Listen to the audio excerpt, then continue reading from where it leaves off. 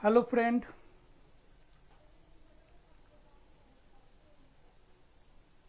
आज मैं Facebook live GST का एक टॉपिक लेकर आया हूं। सेक्शन 14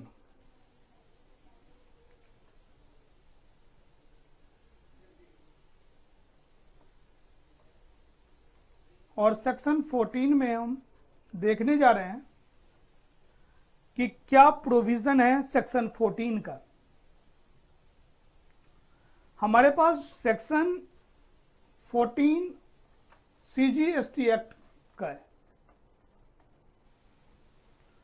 टॉपिक क्लियर है कि change in rate of tax in respect of supply of goods और सर्विसेज। जब आप सीजीएसटी एक्ट पढ़ते हो तो सीजीएसटी एक्ट के अंदर आप देखेंगे कि सेक्शन 12 है, सेक्शन 13 है, उसके बाद सेक्शन 14 है। जो सेक्शन 12 है वो supply time of supply of goods के बारे में बात करता है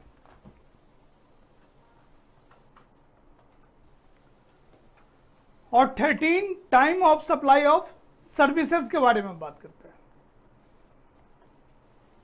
और जब आप सेक्शन 14 पर जाएंगे तो ये दोनों के लिए, चाहे गुड्स हो चाहे सर्विसेज हो, दोनों के बारे में बताया जा रहा है। यहां प्रोविजन है और प्रोविजन ये भी है जिनका आपके पास क्लियरिटी होना चाहिए कि जो प्रोविजन सेक्शन 14 में लिखा गया है उनका कोई भी लेना देना सेक्शन 12 और सेक्शन 13 से नहीं है तो सीक्वेंस में ही 12, 13 एंड 14, लेकिन जो भी प्रोविजन सेक्शन 14 में लिखा गया है उसका किसी तरह का रिलेशन नहीं है सेक्शन 12 के कॉन्सेप्ट से और सेक्शन 13 के कॉन्सेप्ट से। तो आइए आज का जो सेशन है हमारा, इसमें हम लोग देखने जा रहे हैं कि सेक्शन 14 में कौन सा कॉन्सेप्ट है और इसे किस तरह से बताया गया है। एक एग्जाम्पल लेते हैं। आज का डेट लिखता हूं। आज है आपका 4 अक्टूबर।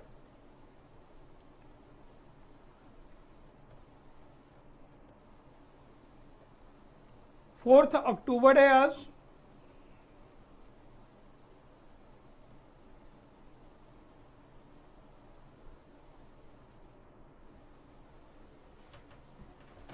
और कोई भी गुड्स हो या सर्विसेज हो, इनका रेट मान के चलो 18% है। ये आज का रेट है। और मान लिया जाए कि एक नोटिफिकेशन आया है कि ये जो प्रोडक्ट हैं ए, इनका रेट है अभी 18%, लेकिन द नेक्स्ट डेट हम 7 नवंबर ले लेते हैं। इस डेट के बाद ये जो 18% है वो रेट बढ़ के 28% हो जाएगा। चेंजेस का मतलब होता है चेंजेस या तो ऊपर बढ़ेगा या फिर नीचे आएगा। तो 18% था, बढ़ के 28 भी हो सकता है और बढ़ के 5% पे भी आ सकता है। कोई भी चेंजेज हो, चाहे ज्यादा हो जाए चाहे कम हो जाए। किस डेट से? 7 नवंबर से। तो हमारे पास जो सेंटर पॉइंट आ गया वो 7 नवंबर आ गया कि 7 नवंबर से बिफोर होगा तो क्या करेंगे और 7 नवंबर से आफ्टर होगा तो क्या करेंगे। बिफोर का प्रोविजन यहां और आफ्टर का प्रोविजन यहां। ये आफ्टर का प्रोविजन और ये बिफोर का प्रोविजन। लेकिन इस रेट को डिसाइड होने से पहले, इन रेट के जानने से पहले हम इस बात की जानकारी ले लेंगे कि इसकी जरूरत क्यों पड़ी। तो जनरली जो रेट का फिक्सेशन होता है, रेट डिसाइड होता है, उनके अंदर 3 पॉइंट को देखा जाता है। एक तो सप्लाई, सेकेंड इनवॉइस, इनवॉइस का डेट क्या है, और थर्ड में पेमेंट।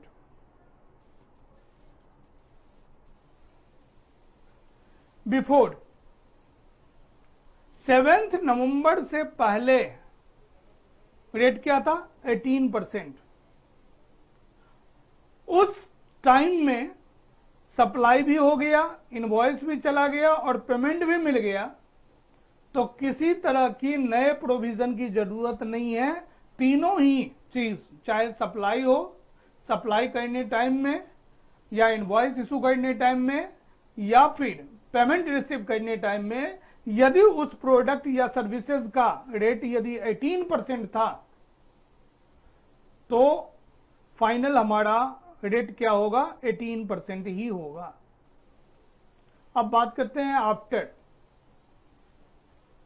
यदि सप्लाई, रिसीव, सप्लाई, पेमेंट और इनवॉइस, ये तीनों 7 नवंबर के बाद का डिसाइड हुआ कि हम आपको 30 नवंबर को सप्लाई करेंगे, हम आपको 30 नवंबर को इनवॉइस इशू करेंगे, हमें आप दिसंबर में पेमेंट दे देना।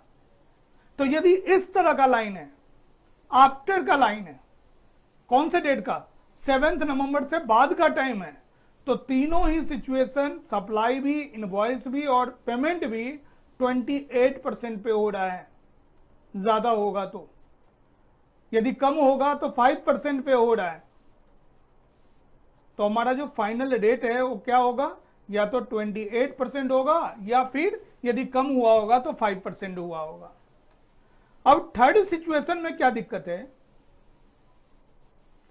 थर्ड सिचुएशन में सप्लाई हो गया बिफोर, बिफोर मतलब 7 नवंबर से पहले, कोई भी डेट, आज का डेट ले लो कि आज सप्लाई हो गया। इनवॉइस हम देते हैं 10 दिन बाद, तो 10 दिन बाद क्या होगा, 14 अक्टूबर, वो भी 7 नवंबर से पहले है, तो ये भी पहले होगा। लेकिन पेमेंट जो मुझे मिला वो 1.5 महीने के बाद, नवंबर के एंड में, तो ये बिफोर हुआ नहीं, ये आफ्टर हो गया। तो यहां 2 पॉइंट बिफोर का है और 1 पॉइंट आफ्टर का है। तो इस कंडीशन में रेट क्या होगा, या फिर सप्लाई हुआ बिफोर, इनवॉइस गया बाद में और पैसा मिल गया पहले, तो इस कंडीशन में हमारा रेट क्या होगा, या सप्लाई हुआ बाद में, आफ्टर। अलग अलग कॉम्बिनेशन बनते चले जाएंगे और एक्ट में भी लाइन में लिख दिया गया है, तो लोग कंफ्यूज हो जाते हैं। बच्चे की बात करूं तो बच्चे जो एग्जाम देने वाले हैं वो रटा रटाया लाइन लेके चले जाते हैं, उनको याद करने में परेशानी होती है कि एक्चुअल में हमें लिखना क्या है और याद कैसे करना है। तो आज हम एक ट्रिक लेके बैठते हैं जिसमें 1 मिनट के अंदर में आप बता दोगे कि इसका change in rate of tax, जो rate final time of supply के ऊपर लेना है वो कौन सा रेट लेना है। रेट का डिसीजन हमें किस कंडीशन में, जहां चेंजेज हो रहा है रेट का, उस कंडीशन में। तो आइए एक छोटा सा टेबल लेते हैं, ये टेबल है आपके पास। बिफोर का मतलब क्या है, यहां हम डेट मेंशन कर लेते हैं पहले आपको कि किस डेट से न्यू एक्ट अप्लीकेबल है। 7 नवंबर से न्यू टैक्स रेट अप्लीकेबल है, 7 नवंबर से। 7 नवंबर के बाद नए रेट आ जाएंगे, चाहे 28% आना हो चाहे 18% हो। तो आज क्या चल रहा है, 18%। बाद में क्या होगा, 28%। आप 5% भी ले सकते हो, आप 5 लेके चलना, मैं फिलहाल 28 लेके चल रहा हूं कि मैं मान रहा हूं कि इस डेट के बाद हमारा जो रेट है वो बढ़ने वाला है, 28% होने वाला है। तो पहले हम बिफोर का टेबल समझ लेते हैं, फिर हम आफ्टर का टेबल समझेंगे। सबसे पहले ध्यान रखना है, सप्लाई तो होगा ही, चाहे बिफोर हो या आफ्टर हो। बिफोर होगा तो बिफोर का रेट, आफ्टर होगा तो आफ्टर का रेट। मतलब सप्लाई में आप टिक लगा दो, हर कंडीशन में सप्लाई तो होना ही है। बिफोर होगा तो बिफोर का रेट, और आफ्टर होगा तो आफ्टर का रेट, इसको कंसीडर करना है आप। आफ्टर हुआ तो सप्लाई का रेट क्या, 28%, 28% एंड 28%। अब देखो, पहले हम बात कर लेते हैं बिफोर का, इधर का, और हेडिंग क्या दोगे, before change in rate of GST, और आफ्टर में क्या, after change in rate of GST. Same line आपको डालना है। अब ये दोनों ही सिचुएशंस में, अलग अलग सिचुएशन में देखना है। पहले हम बिफोर की बात करते हैं। सप्लाई हो चुका है, इनवॉइस 7 नवंबर से पहले नहीं गया, पेमेंट आया नहीं आया, तो ये दोनों डेट कौन सा है, आफ्टर 7 नवंबर। उस टाइम का डेट क्या है, जहां नो होगा वहां 28%। अब आपका फाइनल रिजल्ट चाहिए मुझे, तो रिजल्ट कहता है कि इनवॉइस और payment which ever is earlier. आप इनवॉइस 28%, पेमेंट 28%, इन दोनों में पहले कौन, अर्लियर कौन, जो भी अर्लियर डेट होगा उस डेट का रेट को हम मेंशन करेंगे, और मान के चलो इन दोनों में 28% ही है अर्लियर, तो हम 28% हमारा फाइनल आंसर हो जाएगा, रेट हो जाएगा। अब सप्लाई हो चुका है बिफोर, इनवॉइस भी चला गया अक्टूबर में, लेकिन पेमेंट जो आया है वो नवंबर के एंड में आया है, तो जहां टिक लगा है वो बिफोर का है। तो बिफोर का रेट क्या था,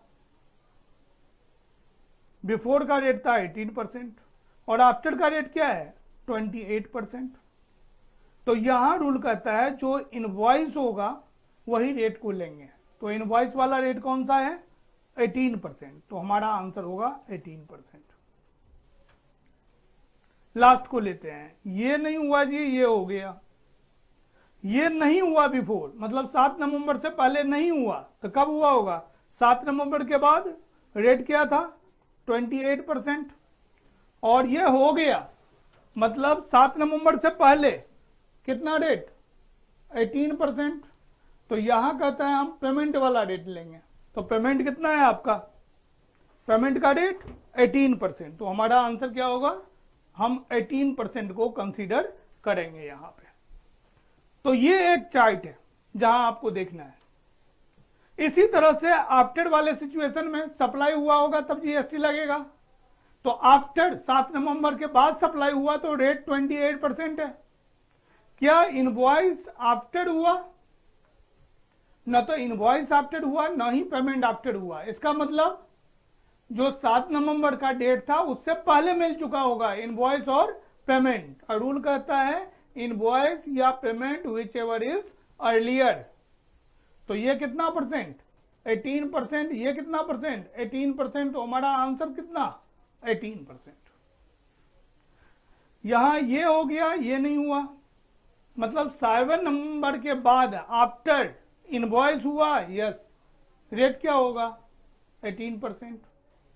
7 नवंबर के बाद पेमेंट हुआ नहीं, कब हो गया होगा, पहले, पहले रेट क्या था, 18%। इन दोनों में आप इनवॉइस का रेट लोगे, यहां भी सेम रूल है, तो यहां भी सेम रखना है, यहां भी सेम है, यहां भी सेम है। तो इनवॉइस का रेट कितना है, 28%। नेक्स्ट, इनवॉइस नहीं है लेकिन पेमेंट आ गया आफ्टर। अब सप्लाई हुआ नवंबर में, 20 नवंबर को, इनवॉइस आफ्टर है नहीं है, मतलब इनवॉइस जो है वो अक्टूबर में दे दिया गया होगा, पेमेंट रिसीव होगा कब? आफ्टर, मतलब नवंबर के एंड या दिसंबर में। तो यदि आफ्टर में यस होगा तो 28% है, और यहां आफ्टर में यदि नो होगा इसका मतलब ये बिफोर है, तो बिफोर में रेट है कितना? 18%। और रेट, फाइनल रेट कौन सा लेना है? पेमेंट का, दोनों जगह, चाहे आफ्टर हो या बिफोर हो। तो पेमेंट का रेट कितना है? 28%। तो ये एक चार्ट है जहां आप इस तरह से लर्न कर सकते हो और बहुत ही आसानी तरीके से इसको समझ सकते हो कि चेंज इन रेट का फाइनल आंसर क्या होगा। बिफोर लिखेंगे तो 0.123 लिखेंगे, आफ्टर लिखेंगे तो 0.123 लिखेंगे। बिफोर होगा तो सप्लाई ऑलरेडी तीनों कंडीशन में हुआ होगा। फर्स्ट कंडीशन में इनवॉइस नहीं मिला, इनवॉइस कब मिला? आफ्टर। पेमेंट कब मिलेगा? आफ्टर। ऐसे ही बी सी दोनों पार्ट में से 6 पार्ट हो गया। पहला A provision before change in rate of GST, second में B provision after change in rate of GST. 1 2 3 condition before का, 1 2 3 कंडीशन आफ्टर का। अब इसको और तरीके से हम, और इजी तरीके से, कि एग्जाम में फाइनल आप कैसे लर्न करके लिखने जाओगे, कोई ऐसा तरीका बता दो जहां हम 1 मिनट में इनको रिवाइज कर लें कि आंसर हमारा क्या होगा। हमारा आंसर सेम होगा, लेकिन एक तरीका और है जिनको हम देखना चाह रहे हैं सेम टेबल में। और इस टॉपिक को आप रिवाइज करने में ज्यादा टाइम नहीं लगाओगे, और डायरेक्टली बोला गया है कि जो सेक्शन 14 का कॉन्सेप्ट है उनको 12 और 13 से कोई मतलब नहीं है, ये बिल्कुल सेपरेट सेक्शन है। और कौन सा? Change in rate, change in rate का टॉपिक है। अब देखो यार, सप्लाई बिफोर वाला, आफ्टर वाला, सप्लाई होगा ही, बिना सप्लाई का सेल नहीं हो सकता। सिचुएशन क्या था? इनवॉइस नहीं था, इनवॉइस था पेमेंट नहीं था, इनवॉइस नहीं था पेमेंट था। ऐसे ही यहां क्या था? इनवॉइस नहीं था पेमेंट नहीं था, यहां इनवॉइस था पेमेंट नहीं था, यहां इनवॉइस नहीं था पेमेंट नहीं था। फाइनल आंसर याद रखना, इन दोनों में जो इनवॉइस और payment which ever is earlier, तो जो दोनों इक्वल है वही आंसर होगा, रेट होगा। इन दोनों में देखो दो एक साथ है, यही रेट होगा। इन दोनों में देखो दो एक साथ है, तो इन दोनों का जो रेट होगा वही रेट होगा। इसमें दो हैं तो ये वाला होगा, इनमें दो हैं तो ये वाला होगा, ये दोनों में टिक लगा हुआ है, ये वाला होगा। आप बैठ के मिला लेना डेट को, फाइनल एक लाइन में ऐसे कैलकुलेशन आप कर सकते हो कि जिसके साथ दो लोग होंगे वही हमारा आंसर होगा, वही फाइनल डिसीजन होगा। टेक्निकली कोई पूछे तो डायरेक्टली बोल देना कि invoice and payment which ever is earlier, यहां क्या? इनवॉइस, यहां क्या? पेमेंट। किस में? बिफोर में। और आफ्टर में? आफ्टर में भी सेम यही होगा। तो ये बहुत सारे तरीके हैं जिससे आप इसको समराइज कर सकते हो, देख सकते हो, बहुत आसानी तरीके से ये आप हैंडल कर सकते हो एग्जाम पॉइंट ऑफ व्यू से। तो इसमें ज्यादा दिमाग लगाने की जरूरत नहीं है। अब मैं टाइम टू टाइम आपको फेसबुक लाइव आकर कुछ टॉपिक को डिस्कस करके कंप्लीट किया जाएगा आप लोगों के लिए। तो आप हमारे इसी पेज पर देख लेंगे कि इवेंट कब कब क्रिएट हो रहा है, और उसी हिसाब से आप प्लानिंग कर सकते हैं। लाइव देखने का फायदा एक और भी है कि यदि आपके मन में कोई क्वेश्चंस होगा, डाउट होगा इनसे रिलेटेड, टॉपिक से रिलेटेड, तो वहां आप डायरेक्टली